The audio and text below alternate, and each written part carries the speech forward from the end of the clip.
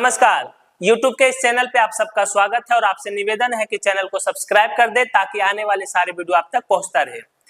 तो जैसा कि कल 20 मई था और 20 मई को पांचवें चरण के तहत झारखंड के 3 लोकसभा सीटों पर और 1 विधानसभा सीट पर उपचुनाव संपन्न हो गए। मतदान शांतिपूर्ण रहा। ये बहुत बड़ी समस्या होती है झारखंड जैसे नक्सल प्रभावित राज्य में शांतिपूर्ण मतदान करवाना भी एक चैलेंज की बात होती है। तो पिछले लोकसभा चुनाव के कंपैरिजन में इस बार मतदान 2% से 2.5% कम रहा और तीनों सीट पर 60% से ऊपर इस बार मतदान हुआ। तो सबसे पहले जान लेते हैं कि कल का जो वोटिंग और मतदाता का जो रुझान था उसके आधार पर ये जो 3 सीटें हैं और उसके साथ एक गांडे विधानसभा का उपचुनाव का जो नतीजे हैं वो किसके पक्ष में जा रहा है। 3 के 3 सीटें पिछली बार एनडीए गठबंधन भाजपा ने भारी मतों से ये तीनों सीट अपने कब्जे में किया था, लेकिन पिछले बार के समीकरण की तरह इस बार समीकरण नहीं है, ना ही इस बार मोदी वेव का कोई जमीनी हकीकत पर मोदी वेव देखा गया। 3 लोकसभा सीट में 2 लोकसभा सीट फिर से एनडीए गठबंधन मतलब कि बीजेपी यहां से चुनाव जीत रही है और 1 सीट पर कांटे की टक्कर है जिसमें महागठबंधन का पलड़ा थोड़ा सा भारी दिख रहा है। अब ये थोड़ा सा का मतलब अगर आप देखिए तो 55 और 45 का परसेंटेज पे ये कांटे की टक्कर वाली सीट है। और तीनों सीटों के नतीजे क्या हैं उसको चलिए एक एक करके देख लेते हैं।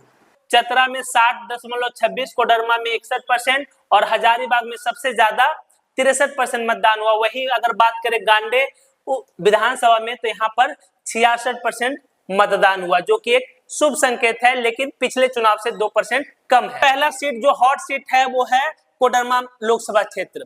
कोडरमा लोकसभा क्षेत्र झारखंड के हॉट सीट माने जाएंगे क्योंकि यहाँ से चुनाव लड़ रही थी भारत सरकार में राज्य शिक्षा मंत्री अन्नपूर्णा देवी। तो वहीं दूसरी तरफ महागठबंधन के तरफ से थे बगोदर के विधायक विनोद सिंह। तो दोनों के बीच में लड़ाई दिलचस्प रहा। हालांकि पिछले चुनाव अन्नपूर्णा देवी भारी मतों से जीती थी, लगभग 5.5 लाख वोट के अंतर से चुनाव जीती थी, लेकिन इस बार उस तरह की परिस्थितियां और समीकरण नहीं थे। विनोद सिंह ने महागठबंधन के प्रत्याशी के तौर पर अच्छी लड़ाई लड़ी और अन्नपूर्णा देवी को टक्कर भी दिया। लेकिन यहाँ पर एक और बात आपको बताते चले कि अन्नपूर्णा देवी का कोडरमा लोकसभा क्षेत्र में अच्छा पकड़ है और अपने जनता के बीच में इनका एक अच्छा छवि माना जाता है। महिला है, साफ सुथरी छवि के हैं, तो मतदाताओं में उनको लेकर एक बात ये भी देखा गया कि इनके छवि को देखकर और व्यक्तिगत संबंध को देखकर कई पार्टियों के मतदाताओं ने इनको वोट किया, ऐसा फीडबैक देखा गया है। तो परिणाम की बात करें तो ये सीट कोडरमा लोकसभा क्षेत्र की सीट अन्नपूर्णा देवी फिर से जीत रही है।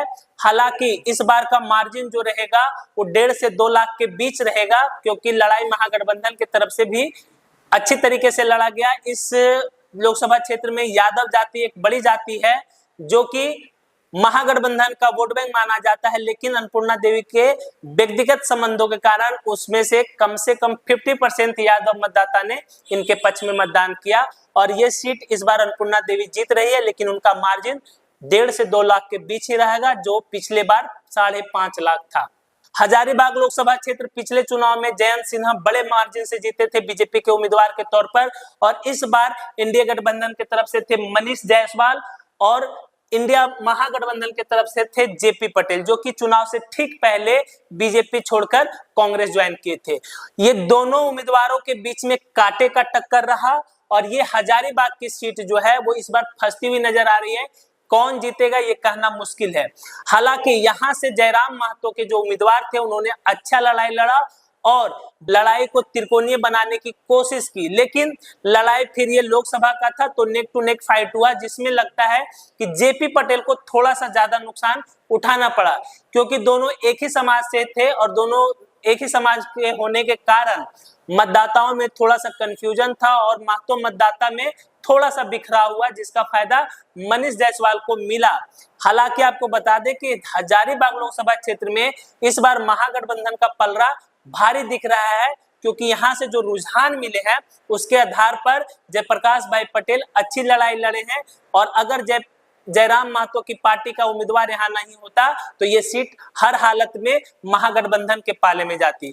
बहरहाल फिलहाल नतीजों की बात करें तो नतीजा ये बताता है कि हजारीबाग लोकसभा क्षेत्र फंसा हुआ सीट है, जहां पे 55% और 45% की लड़ाई टिका हुआ है। पिछली बार चतरा लोकसभा क्षेत्र से बीजेपी के उम्मीदवार थे सुनील सिंह, जिनका टिकट काटकर यहां के स्थानीय नेता कालीचरण सिंह को उम्मीदवार बनाया गया, जिसका फायदा बीजेपी को मिला है, क्योंकि सुनील सिंह बिहार से आते थे, बक्सर जिले के हैं, तो बाहरी बनाम स्थानीय का मुद्दा इस बार हावी था। जयराम महतो का जो आंदोलन चला था स्थानीयता का, उसको लेकर बीजेपी बैकफुट पे थी और इस बार उन्होंने अपना प्रत्याशी बदला और यहां से स्थानीय उम्मीदवार कालीचरण सिंह को उतारा। वहीं दूसरी तरफ महागठबंधन की तरफ से पूर्व विधायक के.एन. त्रिपाठी मैदान में डटे हुए थे और दोनों के बीच में मुकाबला अच्छा रहा और इस चुनाव का नतीजा ये कहता है कि इस चुनाव में एज जो है वो एनडीए प्रत्याशी कालीचरण सिंह को मिलता हुआ दिखाई दे रहा है। हालांकि सीट भी एनडीए गठबंधन को जाती हुई दिख रही है। अगर कोई उलटफेर नहीं होता है तो ये सीट फिर से एनडीए गठबंधन के प्रत्याशी जीत जाएंगे। वहीं बात करें गांडेय विधानसभा उपचुनाव की, तो गांडेय विधानसभा उपचुनाव में जेएमएम प्रमुख हेमंत सोरेन की पत्नी श्री कल्पना सोरेन की जीत पक्की मानी जा रही है और अपनी प्रतिक्रिया कमेंट बॉक्स में दे।